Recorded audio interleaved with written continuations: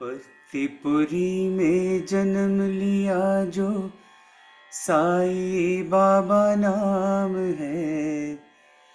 परतीपुरी में जन्म लिया जो साई बाबा नाम है। मयूर मुकुटधर मुरली मनोहर साई श्यामा नाम है। हे शिव शंकर उमा महेश्वर साई शंभो नाम है। हे परमेश्वर परतिपुरीश्वर तुम ही मेरा प्राण है। हे परमेश्वर परतिपुरीश्वर साई मेरा प्राण है।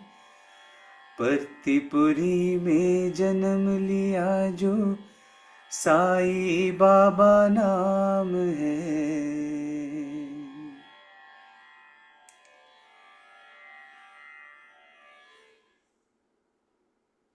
My most loving pranams at the lovely lotus feet of our beloved Lord, Lord Sai.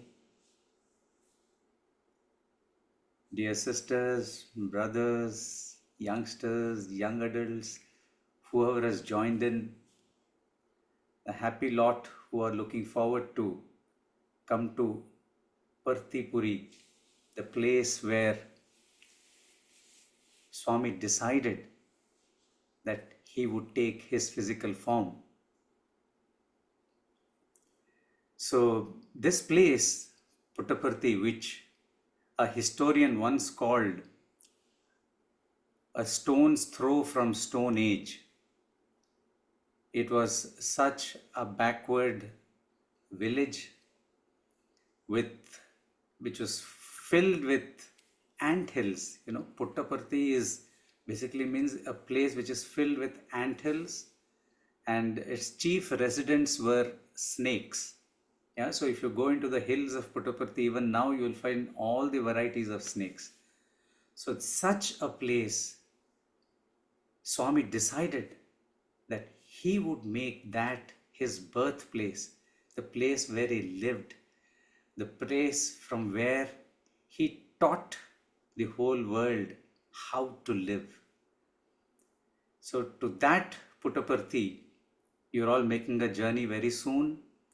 And I have to congratulate all of you on this journey that you have started much earlier than the actual physical journey which you're going to undertake. So this evening, in fact, I was sitting in the mandir. There was a program by some of the devotees from Tamil Nadu state. And then they were singing the bhajans, and I was just praying to Swami, saying that I have to say a few words, Swami, to this lot, to this energetic lot that are coming. So I was just praying to Swami and seeking his blessings. And then suddenly this bhajan starts. Sarva dharma swarupa sai parti ke avatara mere baba mere sai Hindu मुस्लिम ईसाई आते हैं तेरे द्वारे मिलते हैं तेरे द्वारे. So it was almost, I felt it was like a direct answer to me, saying that all kinds of people, all kinds of you who all are coming here, yeah, you may belong to different religions, may not belong to different religions, but this is the place where the Lord decided to take his avatarhood. And to that place, Sarva Dharma Swarupa Sai, Parti ke Avatara, and Sab Milte Hain, everybody from all over the world comes and meets at your lotus feet here. And I was thanking Swami in my heart. And then actually there was another bhajan which I had not thought of when I was thinking of bhajans. I mean, you'll find literally hundreds of bhajans which have Prasanthi or Puttaparthi in the bhajans. And then a very, very sweet bhajan which is so close to all of us. that was sung, and that is मन बंगारु परती बाबा मन श्रृंगार वदना साई मन बंगारु परती baba. Yeah, this is a Telugu bhajan because it has Telugu words in it. So mana, that the first thing is so endearing. This Parthi Baba is Mana Baba. He is our Baba. That feeling of closeness you get when you think of Swami, he is ours. And I'll tell you probably a little later that he is our closest friend, whether we consider him our mother, our father, our closest friend. He is that, and he is more. He is somebody with whom you can confide everything. He is ours. That feeling when we have in our heart, right? We can speak anything to Swami. So he's Mana. In Telugu it means ours. Mana Bangaru. The word Bangaru sounds so sweet when Swami himself says it. And Swami would address so many devotees, so many students as Yemi Bangaru, Yappudu Vachavu, Kya Bangaru, Kab Aya. Swami would address everybody as gold. That gold, that jewel of ours, that our jewel, our gold, Parthi Baba. And it's a very endearing bhajan. And the more and more you think of it, you ruminate on this bhajan or you just sing this bhajan to him, it'll make you feel, that it's a very cute bhajan, almost like a little Sathya, Manabangaru Parthi Baba. You could almost imagine Mother Ishwaramma singing it to Swami, and he is ours. Right? Okay, this is a thought that I wanted to start off with when I prayed regarding this session this evening in the Mandir in Sai Kulwant Hall. So talking about this pilgrimage, that this holy journey that you're all planning to make. So what is a pilgrimage? So one way of looking at it is what is the definition of a pilgrimage? I read a definition somewhere which said that a pilgrimage is a journey to a holy place which can lead to personal transformation, after which the pilgrim returns to their daily life. Okay, I would probably underline these words, bold these lines. Pilgrim returns to his or her daily life. Okay, contrast that with what Swami has said in Sathya Sai Speaks in the volume 8. Swami has said this: remember that with every step you are nearing God, and God too takes 10 steps towards you when you take one towards him. Isn't that what Swami has always said? He has in fact said, take one step and I will take 100 towards you. So there is no stopping place in this pilgrimage, Swami says. It is one continuous journey through day and night, through valley and desert, through tears and smiles, through death and birth, through tomb and womb. And then Swami has again said in a discourse in 2000, in the year 2000, Swami said, having come to Prasanthi Nilayam, I basically want to contrast this, what Swami has said, with what a general definition of a pilgrimage would be. Swami says, having come to Prasanthi Nilayam, take back something valuable with you. There is bliss here. Enjoy it. Take it with you and make others happy. See, look at what Swami makes of a pilgrimage, right? When you come here, there is peace. He says, partake of it. But don't be satisfied with just that. Go back, take it back and share. Swami would always say in Telugu, Panchukondi. Premanu Panchukondi. Panchukondi is share it with everybody. So the love you get here, the peace that you get here, go back. And it is not the other definition where it says the pilgrim goes back to his or her daily life. No, there has to be a difference in this pilgrimage. And that is, as Swami says, take it back and make others happy. Make the whole world happy. See, that is what Swami says. So What Swami is saying is basically a pilgrimage does not stop when you leave Parthi and return to your so-called daily life back in the UK. So let me say a few things about what can be your thoughts, what can be your preparation as such when you want to make such a pilgrimage. So basically, coming to Parthi, coming to Prasanthi Nilayam is coming to an ashram. So we say, no, we are going to the ashram. So Swami has once mentioned, ashram is a shrama. So shrama is difficulty. So ashram is a place where there is no difficulty. But is that really true? In fact, probably now in the ashram, there are rooms which are a little more comfortable. There is probably even air conditioning in some of the rooms. But through the years, if you have seen, the devotees have had a lot of physical hardships. And even for you all coming from there and staying in the rooms here, there is physical hardship, definitely. It is not the comfort of what you would call your home, your back home, it is not that comfort. Then what is the meaning of ashrama? No difficulty. Where is the difficulty? Swami says, unless you go through some amount of physical discomfort, the mind is not going to be disciplined. So that part of the shrama is there. But what atmosphere that an ashram gives you, which makes it ashrama, which makes it not difficult, is the ashram gives you an atmosphere where you can practice your spirituality, where you can practice your sadhana. The reason for which you are coming to the ashram, the atmosphere is formed here which will not make it difficult for you to practice your spiritual practices. So that kind of shrama is not what you're going to face in an ashram. So that is what Swami says is ashram. So make an environment conducive for spiritual practice. And I think the first step, rather than the last step, is for us to offer our gratitude to Swami and tell him, Swami, thank you, Swami. I am making this journey towards you, this outward you. I am making this journey towards the outward you, towards this holy place of Prasanthi Nilayam, which was your own place. Swami, I am grateful.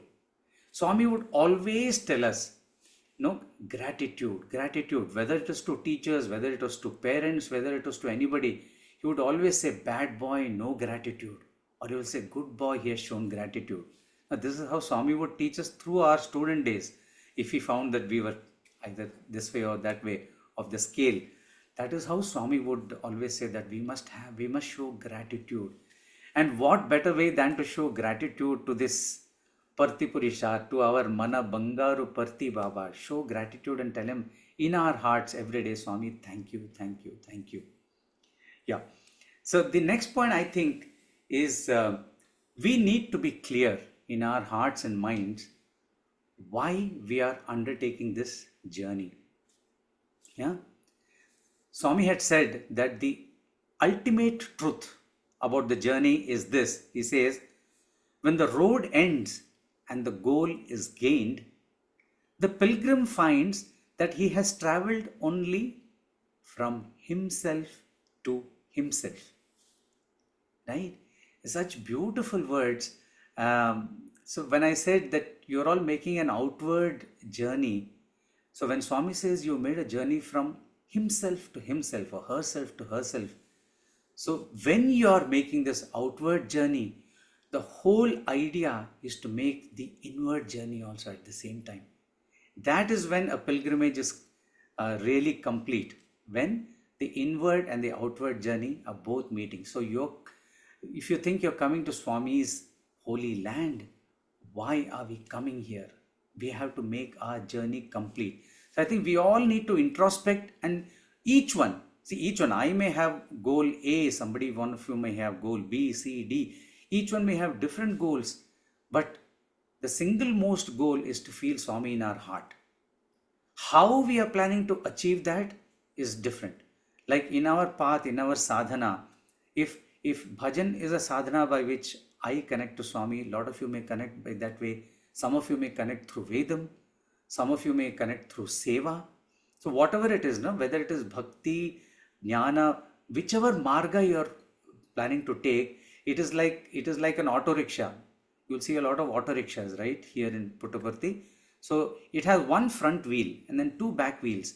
So one of these margas, one of these paths is going to be your front wheel, but it is not without having the other two wheel, right? You can't have a three wheeler without two wheels or with only two wheels. You must have all the three wheels, but there is one wheel which is driving. So just like that, we must have it clear in our heart what we are trying to achieve when we come here. It's not one thing, it may be multiple things, but each of us need to do that introspection and see what we are coming here for.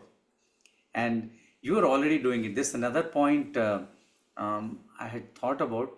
It is that whenever you go to a place, we must listen to stories about that place, right? So if we are going to an Ayodhya, if we are going to a Mathura, you try to find out things about that place, right? So what you are all already doing is to find out things about this place, connect mentally and with the heart to that place, so that once you come here, the place is not strange anymore. You already have that connect from within to that place. So listening to stories, listening about the glory of the place, that is something that becomes part of the preparation that you are all. So when you come to Parthi, what are the various things that you're going to be part of? I think once we have a mental makeup and think what we are going to be part of right from the time we wake up early in the morning.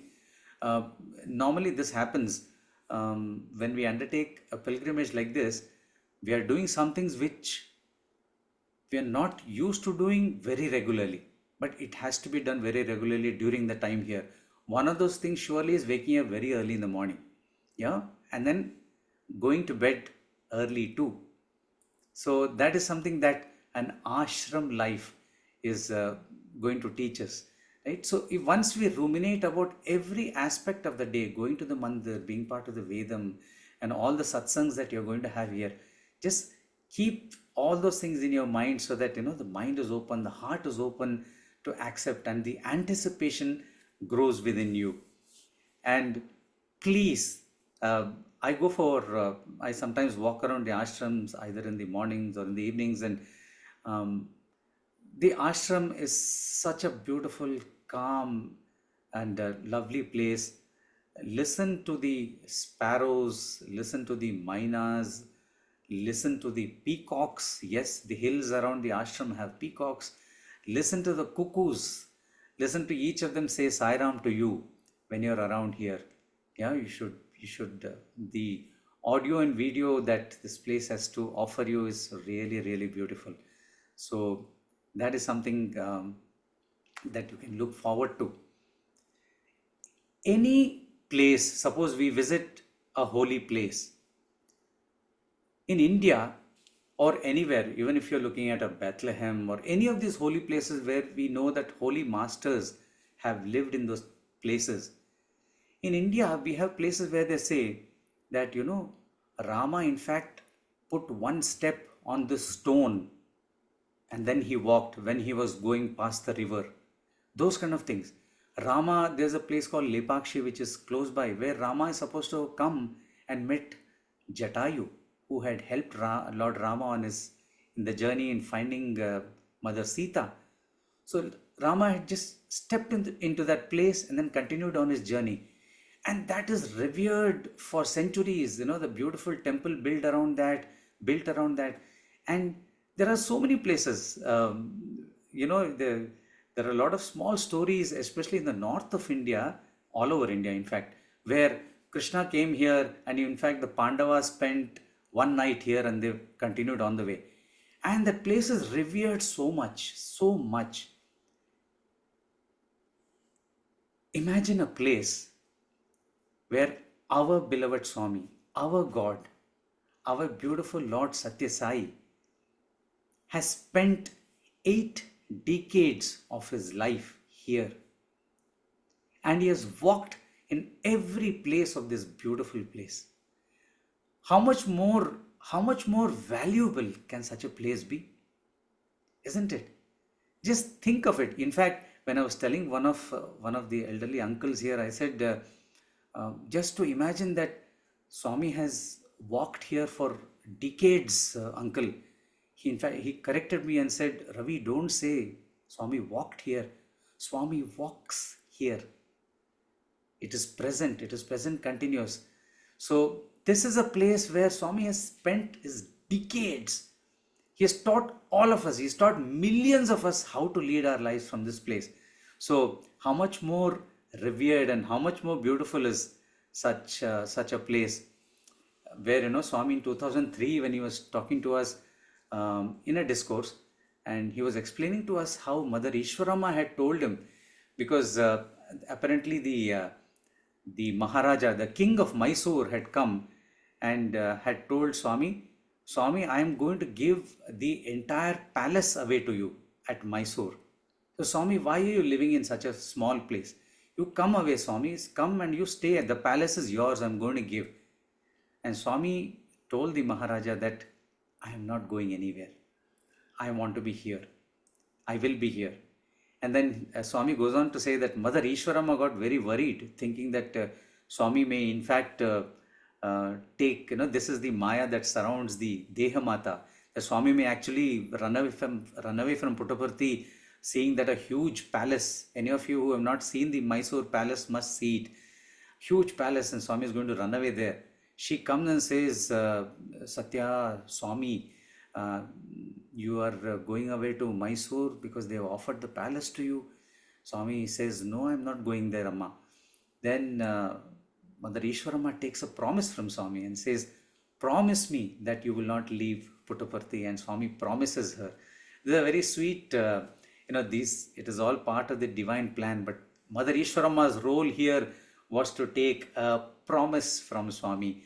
And Swami gave a word to his mother, and in 2003 he goes on to say that is when I had decided that I am not going to leave Puttaparthi, and he continued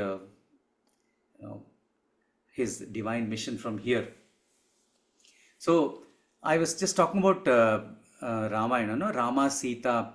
So there is a story which Swami has narrated very beautifully. He says, when Rama, Lakshmana, they were going in search of Sita in the forest, they took rest under a tree. And as they were taking rest under the tree, Lakshmana looks up to Lord Rama and says, brother, I think we should go back to Ayodhya. Rama asks him, why? He says, no, we have left all the luxuries of the kingdom and we have come here. Look at us, how we are suffering in the forest. I think we should go back to the kingdom. Lord Rama keeps quiet, smiles at him, then says, Lakshmana, get up, let us walk. They walk a little distance. As soon as they walk a little distance away from that tree, Lakshmana is immediately filled with a lot of remorse, a lot of guilt. And he tells Lord Rama, he says, Rama, what was I talking to you? How could I even say that we will go back to Ayodhya? This is where we have been. And Lakshmana sacrificed everything. He wanted to be only with Lord Rama. Why did that happen? So he asks his brother, he asks Lord Rama, why did that happen to me? And Lord Rama says, that is the effect of vibrations of a place. When the demoness Shurpanaka was passing by from here, she sat and took rest under this tree. And it is the vibrations of Shurpanaka under this tree, under which you also took rest. Those vibrations have affected you. Swami says, this is the power of vibrations of a place. It can be negative, it can be positive. So it is very, very important to recharge ourselves with vibrations that are there in these holy places that we visit. And yes, definitely Prasanthi Nilayam. Swami once said that, years later, Swami said, in fact, hundreds of years later, when people come to Prasanthi, every brick, every piece of stone will be vibrating with God's name. Because here, God's name is sung morning and evening, uninterrupted for decades together. No, what a beautiful thing it is to be in the Sai Kulwant Hall, to be in the precincts of a holy place where Swami's bhajans have been sung morning and evening uninterrupted. Whether even back then in the 1950s and 60s, whether Swami would go to Bangalore or Swami would tour Andhra Pradesh for and Tamil Nadu and Karnataka for many days, the bhajans would not stop.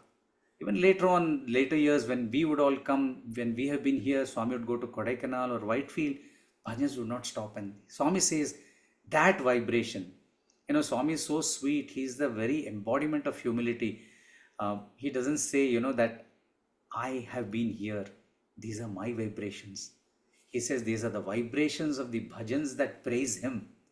He says every brick has absorbed it so much that for hundreds of years they will give out vibrations.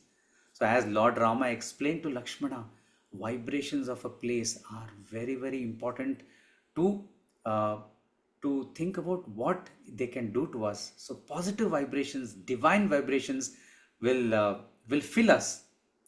Yeah. So, and another place I felt, many of us, people like me, for example, we are permanent residents of a workshop. Yeah. So I think I would like to think of myself as a car that constantly needs repair.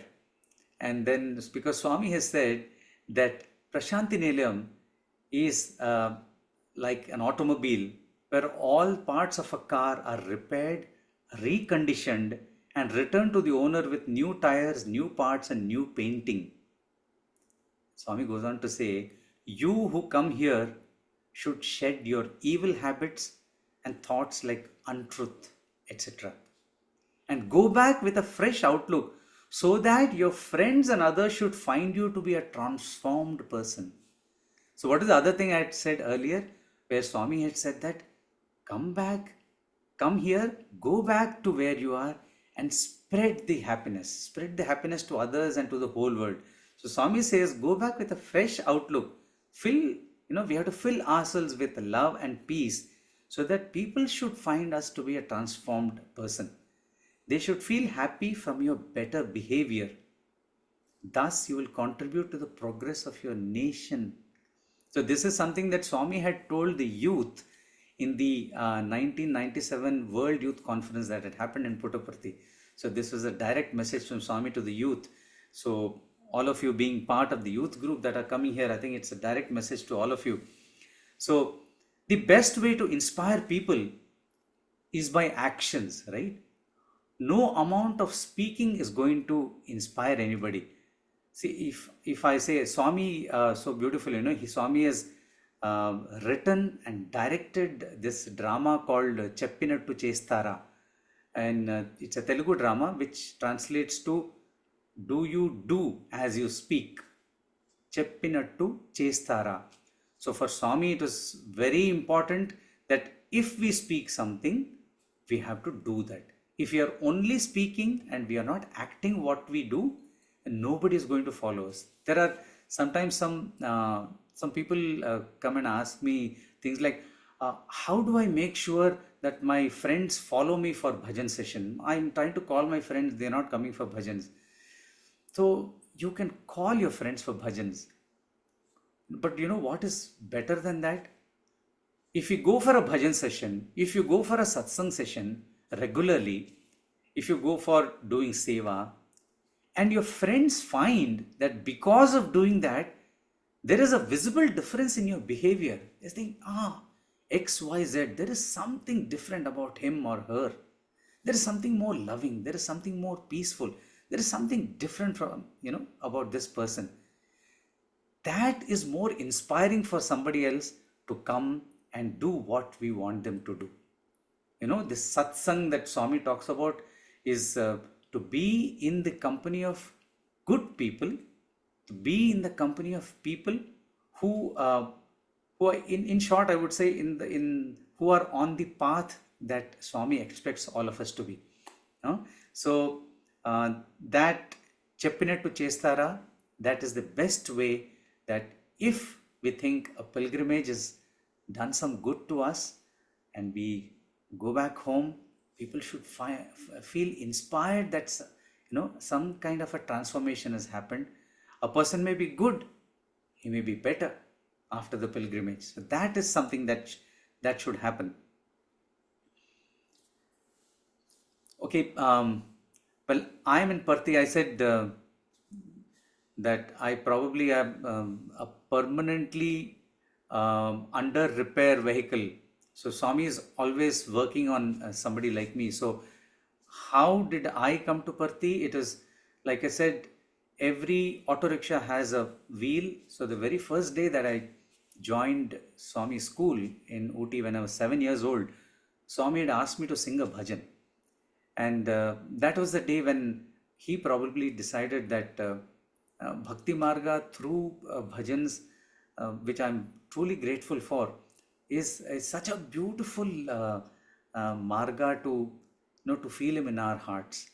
That and it helps. We always, in the bhajan group, we always say it helps that Swami was Gana Priya.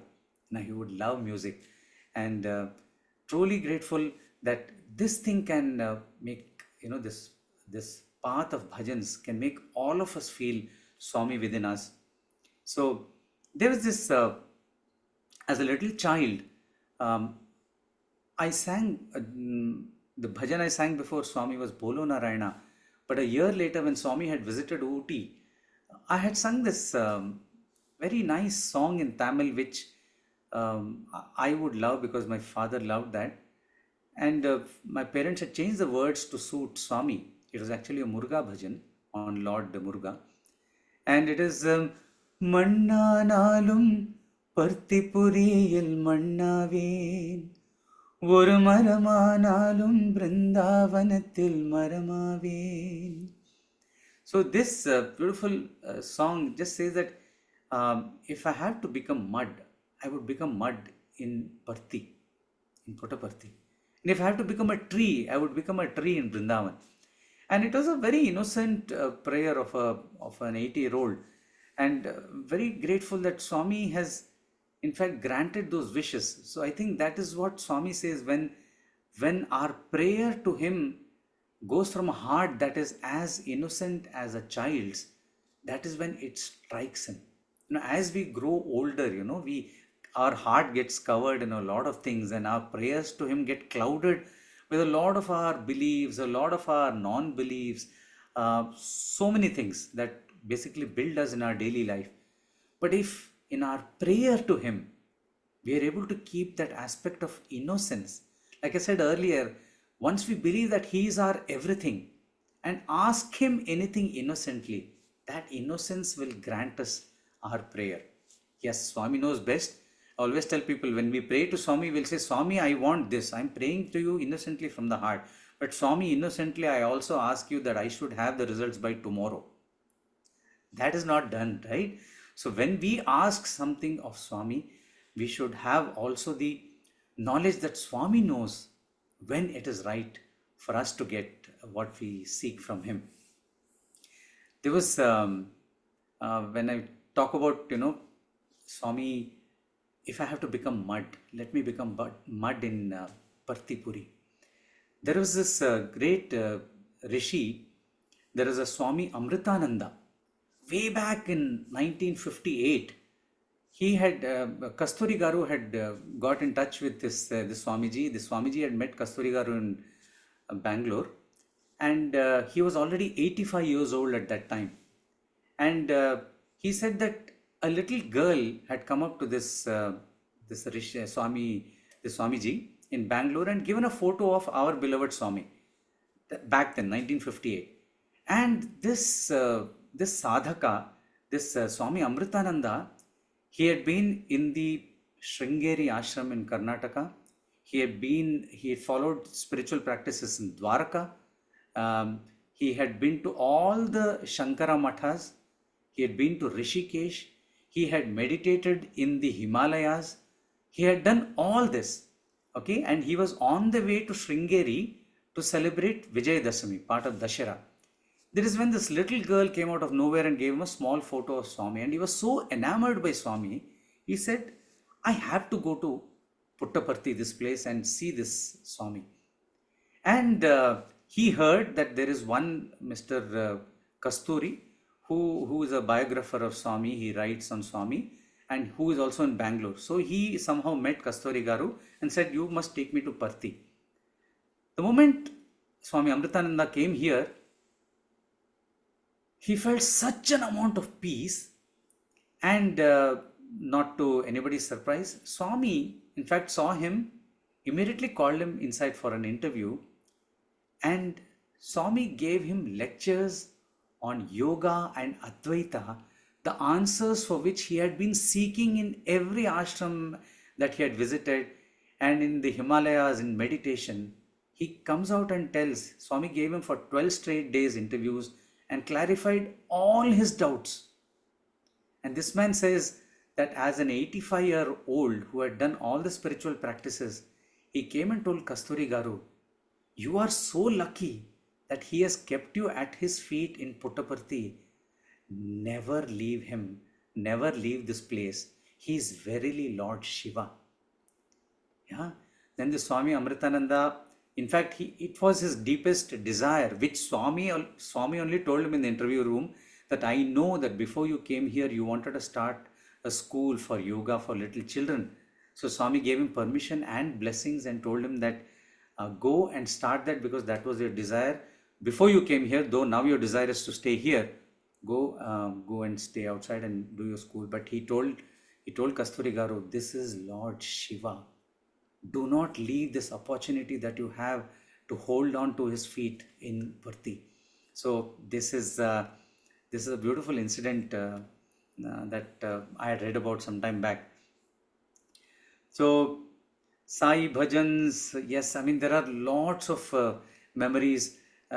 Because I came here as a little child, all my memories, all my life, every memory is related to bhajans and Swami. So for me there is no Parthi without Swami, and for me there is no Swami without Parthi. So everything is intertwined.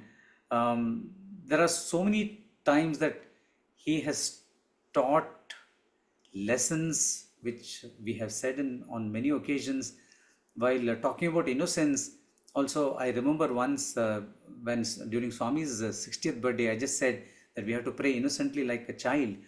So during the 60th birthday drama, there was an English drama called Here and There, where one of Swami's students goes back home during vacation, and then he gets into bad habits, he has bad company, and then he's into all kinds of things. And in the drama, it is shown that he gets into bad company, and what happens is he's in so much trouble that the police are after him. And when the police are about to reach him, there is a scene where Swami has directed this drama. Swami said this is the scene where he has to get transformed. He has forgotten about Swami, though he has been Swami's student. So he's supposed to get transformed. And Swami said, for transformation, we will do one thing, we will have one bhajan. So for transformation, Swami wanted a bhajan. And Swami wanted this bhajan, Hey Ram Bhagavan, Hey Karuna Sindhu Ram, Hey Deena Bandhu Sai Ram, Hey Deena Bandhu Sai Ram. And then Swami said that this bhajan has to touch the heart of this student so much that he must cry out in pain, and transformation should happen immediately. So Swami said, let us have a little boy. I was in my 10th grade, and my voice had not yet changed, so my voice was like a girl's voice. And Swami said, let us have a little boy's voice. Let Ravi sing this song. And Swami went on to explain to the other people who were coordinating the drama. I said, once you have the bhajan in a little child's voice filled with innocence, God will hear it immediately. And this person who needs transformation will hear it immediately in his heart. So that is the emphasis that Swami puts on innocence and prayer. So any prayer that we make to him, if we do it from our heart with innocence. And of course in the drama, the moment this was done, this boy who had gone into the wrong ways, he shouts Swami, and then he gets transformed. Yeah, how Swami used to come and watch the practice sessions is another story. We'll leave it for another day. But transformation happens, and then what happens in the drama is the police, they come and they're supposed to catch him with a hand with a packet filled with some kind of powder, and they find that it is vibhuti. So that is a dramatic thing that Swami wanted, but the lesson he taught us was innocence through bhajans. Yeah. um, Quickly going through maybe a couple of other points.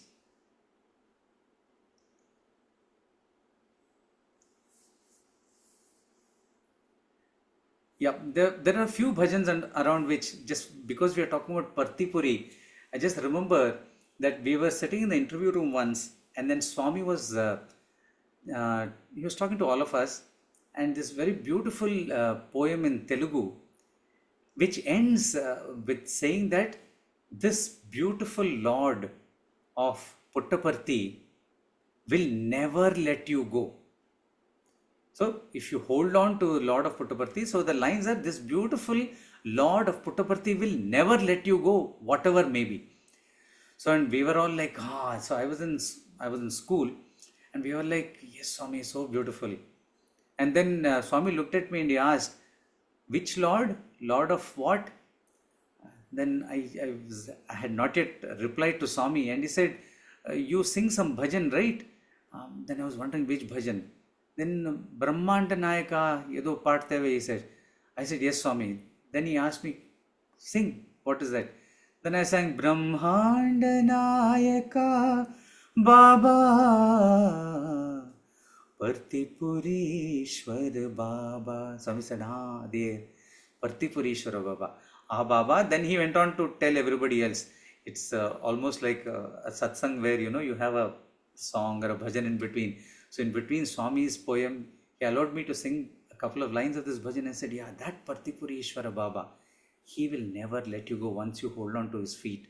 So that is a beautiful memory about with that bhajan that I have.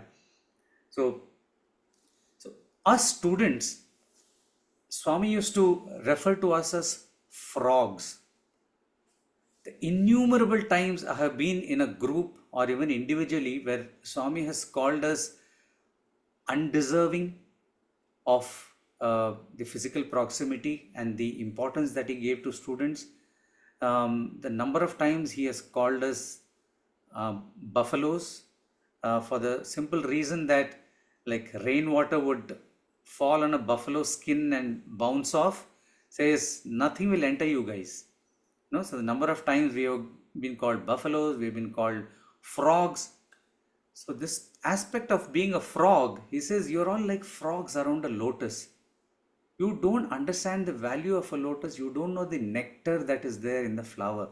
Whereas, he says, and he pointed out to all the devotees, everybody coming from far away who are sitting there, he says, they are all like bees. They come from far away and they drink the nectar that I have to offer. So it is time. It is then, that is when we all make up our mind that, no, it is not just, why can't we be a bee that is also around the lotus? So every day our effort is to become a bee which has made its nest under the lotus. And all of the people like you who are coming for these pilgrimages are definitely bees. Swami has already said that all those are coming from far, because there is a one pointed focus for the bees. Why is it coming to the lotus? It is coming to the lotus to take nectar, sweet nectar from it. So that is the focus. When I said there is a preparation for a pilgrimage, and you must think about what you're going to take from here, the love and the peace, what Swami says that Parthi has to offer. So that is a sweet nectar, and that privilege and that opportunity we all have when we make pilgrimages to Swami here.